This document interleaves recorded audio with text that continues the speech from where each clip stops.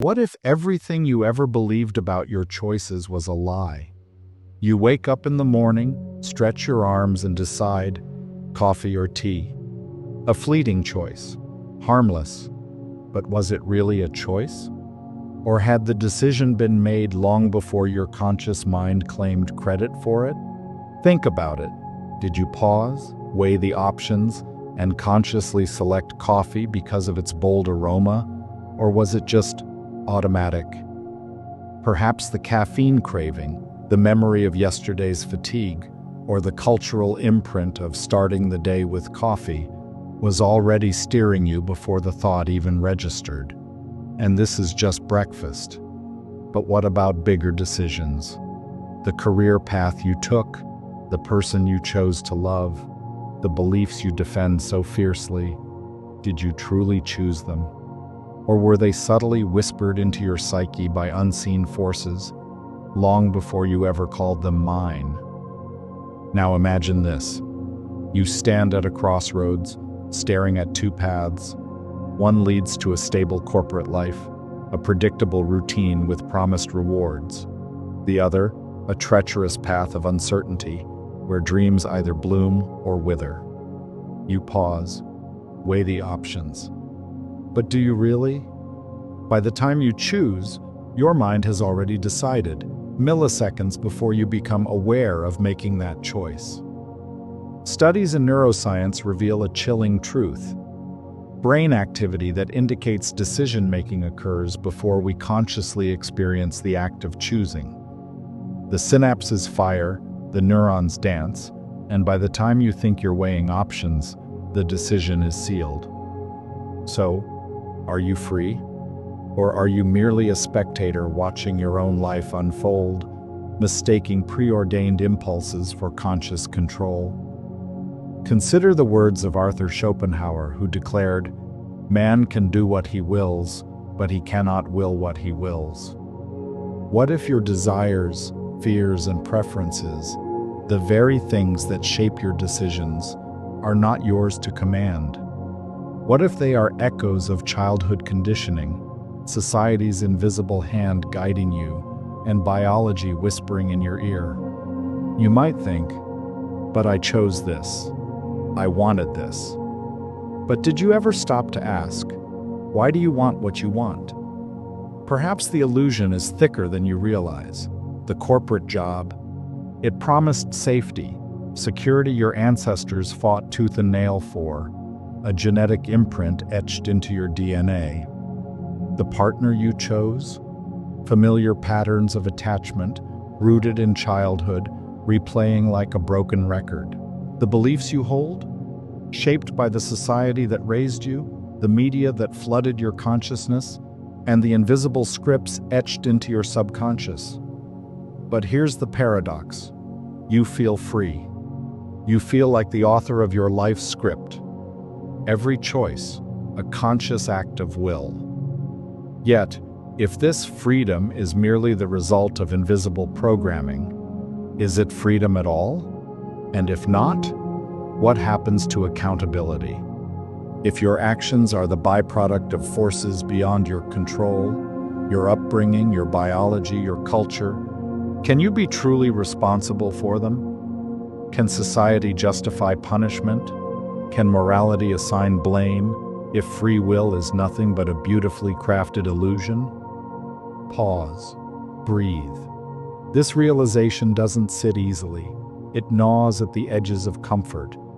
But isn't that where true discovery lies, on the fringes of discomfort? So the question now isn't whether you're free. The real question is, can you ever break free? As these unsettling thoughts stir within you, a new question emerges from the shadows. If you are not the master of your choices, then who or what is? And more importantly, can you ever wrest back control? The answers lie deeper. The forces shaping your will have roots that extend far beyond what the conscious mind can grasp. To uncover them, we must dig into the depths of psychology, philosophy, and the unseen architecture of the mind. But beware, what you find may challenge everything you thought you knew. Imagine standing at the edge of a vast, intricate labyrinth. The entrance is inviting, but the deeper you go, the more tangled and obscure the pathways become. Each turn feels familiar, yet deceiving. And just when you think you're choosing the next path, you realize someone or something has already mapped the way. This is the labyrinth of your mind, a maze of desires, fears, and biases, many of which were planted long before you could speak. By the time you became aware of the choices you were making, the architecture had already been set. You weren't designing the map. You were merely following the trails carved by others. But who built this labyrinth? To answer this, we must delve into the minds of those who peer deeper into the human psyche than most dare to go. Carl Jung spoke of the shadow, the hidden, repressed aspects of our psyche that society has deemed unacceptable. As children, we learned quickly which behaviors earned love and which brought rejection.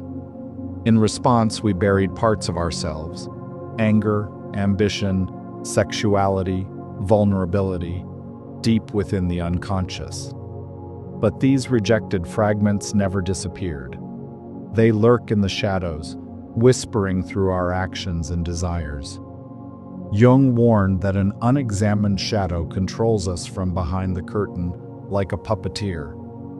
You may think you chose that stable career out of practicality, but perhaps it was fear of inadequacy, fear of failure, fear of rejection. Your conscious mind rationalizes the decision, while your shadow quietly pulls the strings. Until you make the unconscious conscious, Jung cautioned, it will direct your life, and you will call it fate. Friedrich Nietzsche took this further, exposing how society cultivates a slave morality, an insidious system where conformity, obedience, and safety are praised, while rebellion, power, and individual will are condemned. From childhood, we are taught to follow rules, seek validation, and fear authority. Success is defined by societal standards, and failure is met with ridicule. Over time, the will to question, to challenge, to carve our own path is smothered under layers of guilt and compliance. But here's the sinister part. We internalize this morality so deeply that we no longer need external control. We police ourselves. Nietzsche argued that the modern man, believing himself free, is actually shackled by invisible chains. He no longer needs masters because the master's voice echoes within his own mind. And thus, we make choices that feel free, but they are merely the echoes of societal conditioning. And when you gaze long into an abyss, Nietzsche warned, the abyss also gazes into you. What if the abyss is the system we live in, shaping our desires and fears without us ever noticing? Arthur Schopenhauer, the grim realist, stripped away the illusion of free will with brutal honesty. He believed that human action is not driven by rational thought, but by an unrelenting will, an unconscious blind force that compels us to seek pleasure, avoid pain, and survive at all costs. Our desires dictate our choices, but those desires themselves are not chosen. They arise from biological instincts, societal conditioning, and unconscious drives. Consider this. You crave status, success, or love. But did you ever choose these desires? Schopenhauer would say no. Your wants are not yours. They are the result of forces beyond your control. You can only pursue what your will desires, and that will is as blind and relentless as nature itself. A man can do what he wills, Schopenhauer conceded, but he cannot will what he wills. So even when you think you're exercising choice, you're merely obeying a force that predates your conscious thought. In Brave New World, Aldous Huxley envisioned a future where people didn't need to be oppressed to remain controlled. They would be sedated by comfort and pleasure. In this dystopia, the masses are pacified not by fear, but by the intoxicating lure of distraction and gratification. Does this sound familiar? Look around. Social media algorithms hijack your attention. Instant gratification numbs your discomfort. Convenience seduces you into complacency. And in this haze of comfort, you forget to question, are you truly free or merely entertained? Huxley's nightmare was not a world where people are imprisoned, but where people willingly surrender their freedom in exchange for pleasure. You're not chained to a cell. You're chained to a screen, a routine, a life that feels safe but steals your will. But there is a way out. Viktor Frankl, a survivor of Auschwitz, discovered that even in the most horrific circumstances, man retains one undeniable freedom: the freedom to choose meaning. Frankl believed that while external forces may control our environment, they cannot dictate how we assign meaning to our experiences. This is the first crack in the illusion. If meaning can be chosen, even in suffering, perhaps there's a deeper kind of freedom that lies beyond the conditioned mind. But to access this, you must confront a terrifying truth. To be free, you must first break free from the self that society built for you. Now, as you stand at the edge of this realization, you might ask, if I am not my desires, my conditioning, or my unconscious will, then what am I? Picture this. You're walking through a crowded marketplace, a kaleidoscope of colors and sounds assaulting your senses. Merchants shout out deals, music pulses from unseen speakers, and enticing smells drift from nearby food stalls. You feel a pull toward that familiar aroma, toward the dazzling sale, toward the comforting noise of the crowd. But pause.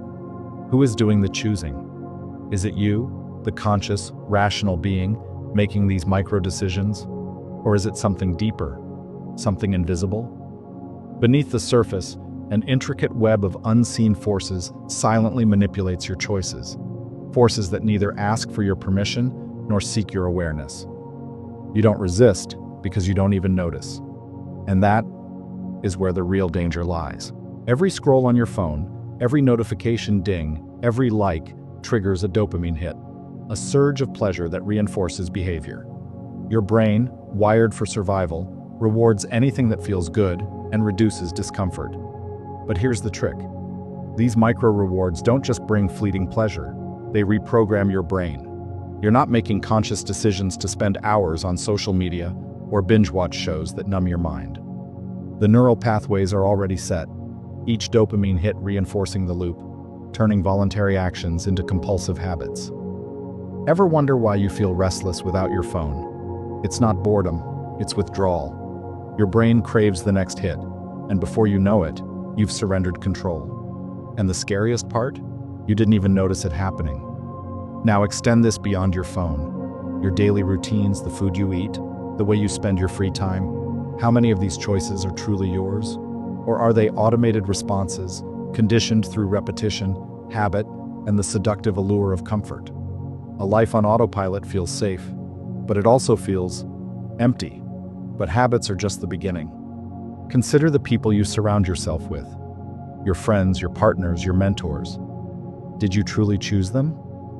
Or did they fit neatly into the unconscious template you inherited, shaped by childhood experiences, attachment styles, and unspoken fears? Why are you drawn to certain types of people?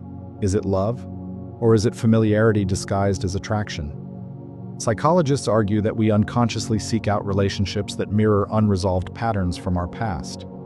If you grew up craving validation, you may gravitate toward emotionally distant partners, hoping to earn the love that was once withheld. And when that relationship ends in pain, you wonder, why does this always happen to me? But it's not happening to you. It's happening through you, because the unconscious template remains intact, silently guiding your choices. Even your identity is not your own. The values you defend, the career you pursue, the persona you present to the world, did you choose them, or did they choose you? From birth, you were handed a script. Parents, teachers, culture, each contributing lines and cues that told you who you should be. You learned to seek approval, avoid rejection, and adapt to the expectations of others. Over time, the mask fused with your skin. Now you wear it so well, you've forgotten it's not you. Even your perception of reality isn't spared. Cognitive biases, those invisible filters through which you interpret the world, shape your beliefs, decisions, and reactions without your awareness. Consider the confirmation bias.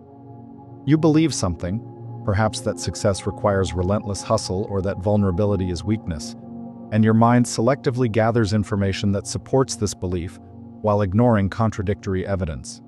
You're not seeing reality, you're seeing a curated version of it. Or take the status quo bias. Your brain prefers the familiar, even when it's harmful.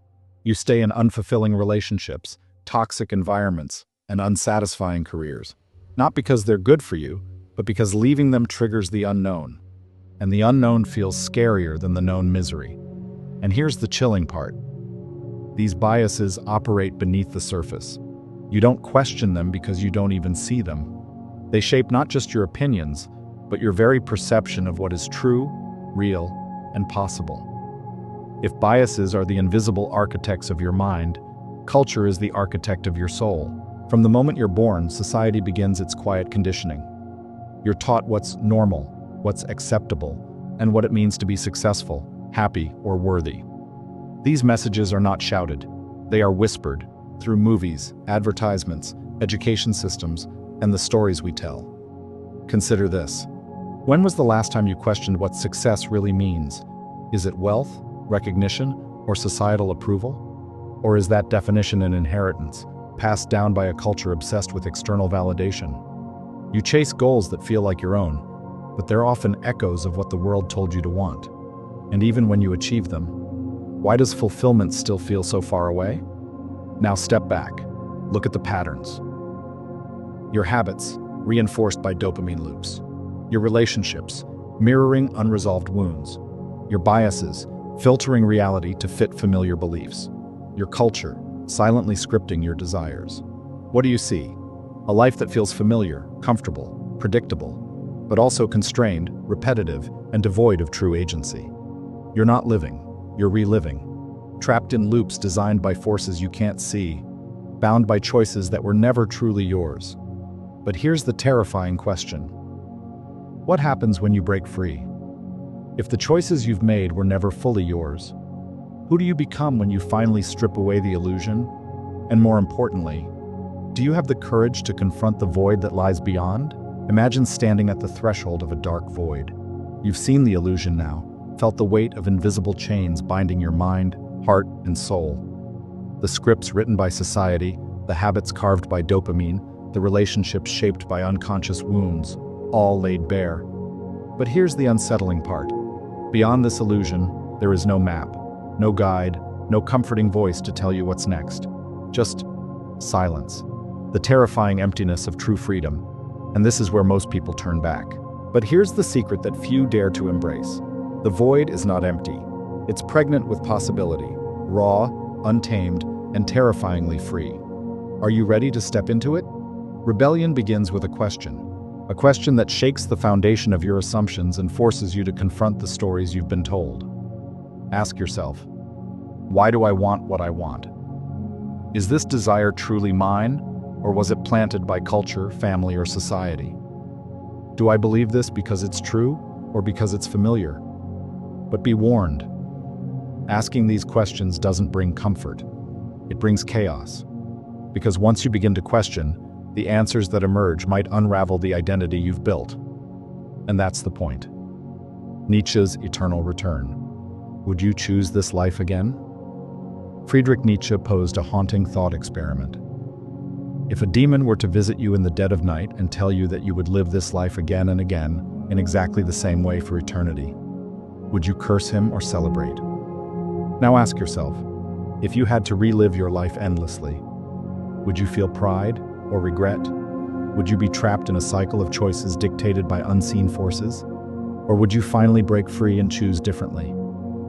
Carl Jung's shadow isn't just a concept, it's a battlefield. To rebel against the illusion, you must confront the parts of yourself that you've buried. The anger you suppressed to be nice. The ambition you denied to fit into society's mold. The desires you rejected to be acceptable. Here's the truth. Everything you've disowned holds power over you. The more you ignore the shadow, the more it controls your choices. But when you face it, when you bring those disowned parts into the light, you reclaim your power. When you integrate your shadow, you stop being a puppet to suppressed desires. You become the master of your will.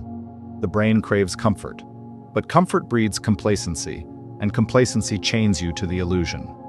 To break free, you must train your mind to thrive in discomfort. How? Delay gratification. Resist the urge to immediately satisfy impulses. Let the discomfort sharpen your focus. Immerse yourself in silence. Deprive your mind of constant stimulation. Sit with boredom. Watch how your brain rebels. Engage in voluntary hardship. Challenge yourself with tasks that test your limits.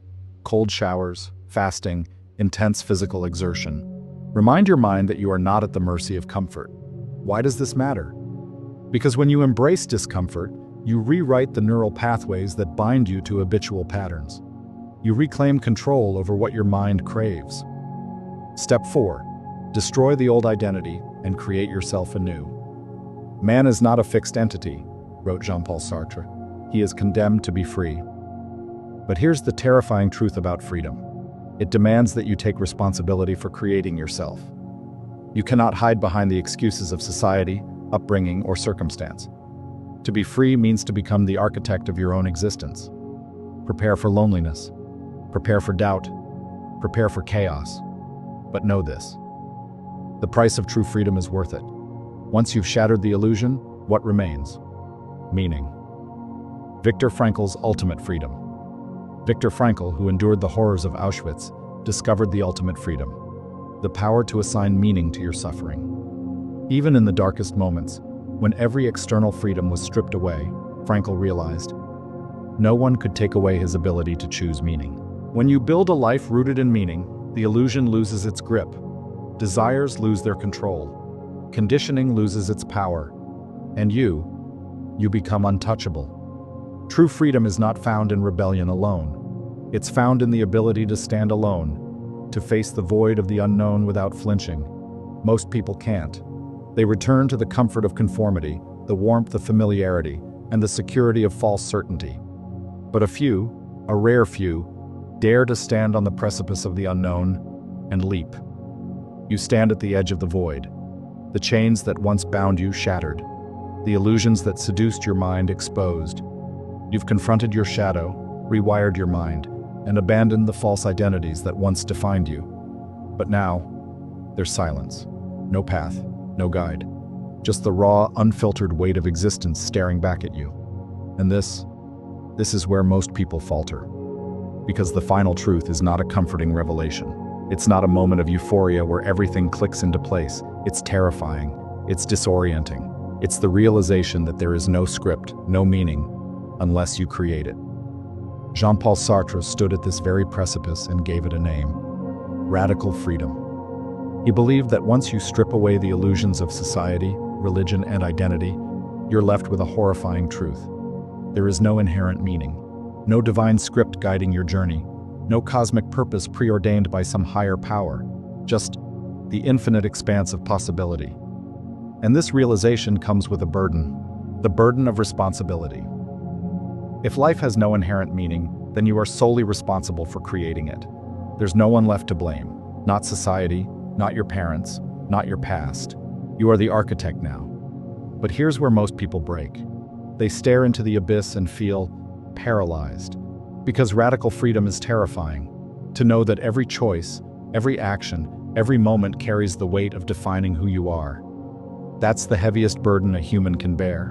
Sartre called this weight anguish. It's the existential nausea that creeps in when you realize that nothing is holding you back, except your own hesitation. Faced with this abyss, most people retreat. They rush back to the comforting arms of illusion, back to societal scripts that tell them who to be, back to religious doctrines that provide prepackaged purpose, back to distractions that numb the ache of meaninglessness. Because freedom is terrifying, certainty is comforting, and so they settle. They trade freedom for familiarity, and they tell themselves that it's enough. But is it? Friedrich Nietzsche saw this moment as the crucible where greatness is forged. He called those who dared to confront this abyss and shape meaning from it the Übermensch, the overman, the one who transcends societal norms and forges their own path. He who has a why to live, Nietzsche declared, can bear almost any how. The Übermensch doesn't retreat from the void. They step into it. They recognize that meaning is not something to be discovered. It is something to be created. And here's the paradox. When you stop seeking meaning, you become free to create it. You've come full circle now. Remember when you first questioned whether free will was an illusion? The answer is more complex than you imagined. You are not free to choose your desires. They are the product of biology, conditioning, and unconscious forces. But you are free to choose how you respond to them. Viktor Frankl, who endured unimaginable suffering in Auschwitz, discovered this unshakable truth. Everything can be taken from a man but one thing, the last of the human freedoms, to choose one's attitude in any given set of circumstances.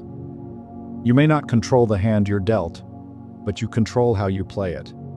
And in that space between stimulus and response lies the essence of free will. True freedom doesn't lie in the absence of constraints. It lies in the ability to rise above them. But what about suffering? Isn't life filled with inevitable pain, loss, and hardship? Yes, but here's the ultimate secret. Suffering is the raw material from which meaning is forged. Without suffering, there is no growth. Without chaos, there is no creation. The greatest stories, the most profound journeys, the most transformative lives were born in the crucible of suffering. When you confront pain, when you refuse to numb it or run from it, you transform it. You alchemize it into wisdom, strength, and resilience. Suffering is not the enemy. Avoiding it is. To embrace this truth is to undergo a psychological death. The death of who you thought you were. The death of the persona society molded for you. The death of the self built on borrowed desires and conditioned fears. But on the other side of that death, something new is born. A self that is unshackled. A self that is not bound by unconscious scripts, societal expectations, or the illusions of false security. This rebirth is not gentle. It's violent. It's raw. It's the moment when the phoenix rises, not from comfort, but from the ashes of everything that once enslaved it. And now, here you stand, staring into the void. The illusion of free will is shattered. The unseen strings are cut. You see the abyss for what it is, a canvas. And the final question echoes, will you retreat? Return to the comfort of the known, where life feels safer but smaller? Or will you rise? Will you become the architect of your own destiny, the creator of your own meaning? This is the moment that defines everything. Because in the end, freedom isn't given, it's taken. And only those who dare to face the abyss discover what it means to truly be free. The illusion is shattered. Now what will you build in its place?